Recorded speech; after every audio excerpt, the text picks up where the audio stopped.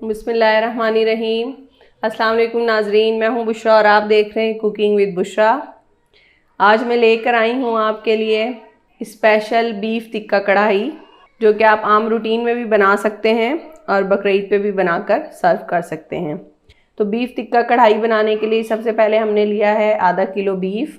आप इसे मटन में और चिकन में भी बना सकते हैं। आधा किलो बीफ लेके हमने इसे अच्छी तरह से वॉश कर लिया था। अब हम इसमें शामिल करेंगे 1 खाने का बड़ा चम्मच अदरक लहसुन का पेस्ट, 1 पाव इसमें जाएगा दही। मसाले शामिल करेंगे 1 खाने का चम्मच भर के हम लेंगे लाल मिर्च पाउडर, आधे खाने का चम्मच हम लेंगे धनिया पाउडर, आधा खाने का चम्मच लेंगे कचरी पाउडर। नमक लेंगे हस्बे जायका, वैसे मैंने आधा चाय का चम्मच लिया है।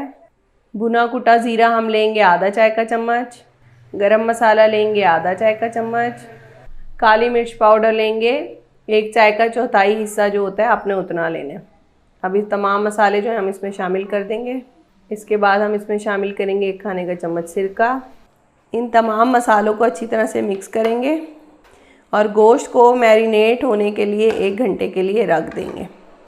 आप चाहें तो इसे ओवरनाइट भी रख सकते हैं, लेकिन जब आप ओवरनाइट रखेंगे तो इसमें कचरी पाउडर आपने शामिल नहीं करना। कचरी पाउडर पकाने से आधा घंटा पहले शामिल करना है। तकरीबन से 1 घंटा मैं इसको मैरिनेट करूँगी।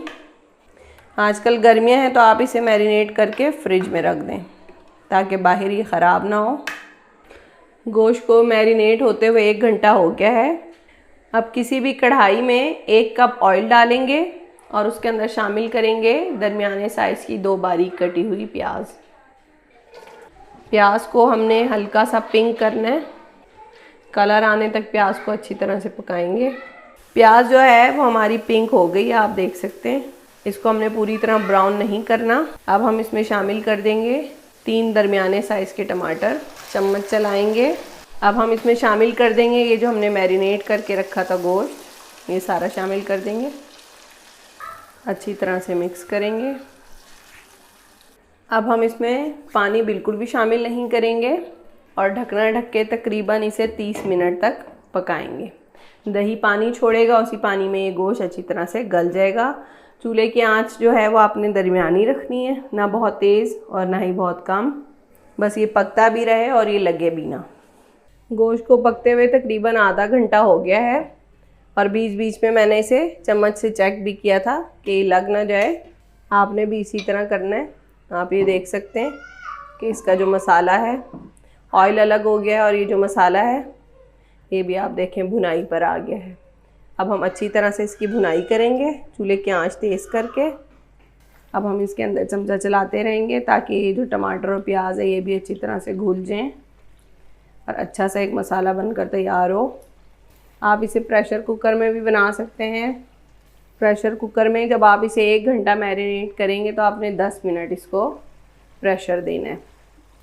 दूसरी साइड पे आपने कोयले को गर्म होने के लिए रख देना है। मैंने आपको पहले भी बताया कितनी दफ़ा कोयले को किस तरह से जलाते हैं। मसाला अच्छी तरह से भुन गया है। अब हम इसके बीच में रखेंगे एक स्टील की कोई भी कोली और जो कोयले गर्म किए थे वो इसके अंदर डालेंगे और कोयले पे डालेंगे हल्का सा ऑयल और जल्दी से ढक देंगे। ढकना 5 मिनट तक ढकने को हमने बिल्कुल नहीं हटाना ताकि कोयले का जो अच्छा सा फ्लेवर है वो कढ़ाई के अंदर आ जाए। 5 मिनट के बाद हम इसे डिश आउट करेंगे। आप लोग इस रेसिपी से ज़रूर बीफ टिक्का कढ़ाई बना के देखिएगा, आप लोगों को पसंद आएगी। और अगर आप लोगों को हमारी रेसिपीज़ पसंद आती हैं तो हमारी वीडियो को लाइक करें और चैनल को सब्सक्राइब करें।